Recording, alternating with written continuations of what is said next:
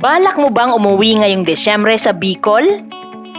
Narito ang updated na mga pamasahe sa DLTB at Antonina Line.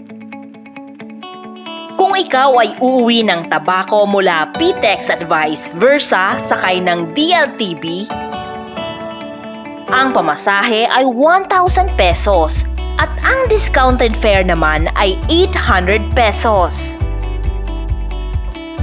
Ang oras ng biyahe para sa PTEX to Tabaco ay alas 7 ng gabi, samantalang alas 4 naman ng hapon ang oras ng biyahe galing Tabaco patungong PTEX. Para naman sa mga uuwi ng Naga City galing PTEX at vice versa, ang pamasahe ay 757 pesos.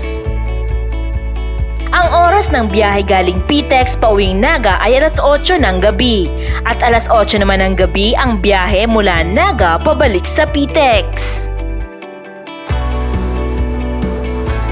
Para naman sa mga uuwi ng Legazpi mula PTEX, ang pamasahe ay 956 pesos at ang discounted fare naman ay 764 pesos.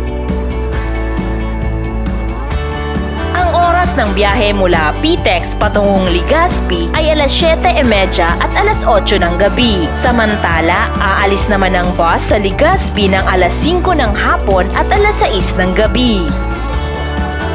Para naman sa mga sasakay ng Antonina Line pauwi ng Tiwig galing PTEX at vice versa, ang pamasahe ay 1,050 pesos para sa 2x2 aircon bus.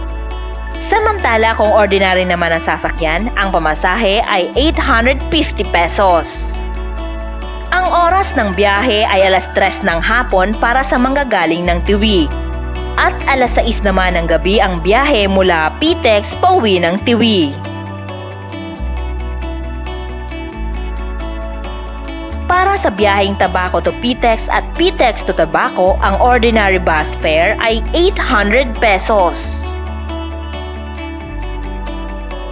Para sa biyaheng PTEX to Legazpi at vice versa, ang ordinary bus fare ay 760 pesos.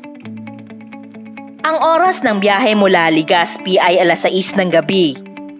Alas 5 naman ng hapon aalis ang bus sa PTEX pauwi ng Legazpi. Sa mga uuwi naman ng Pilar mula PTEX, ang ordinary bus fare ay 875 pesos.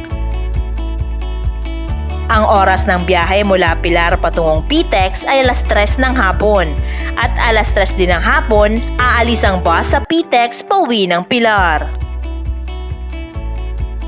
Para sa karagdagang impormasyon, maaari ninyong bisitahin ang official Facebook page ng DLTB at Antonina Line.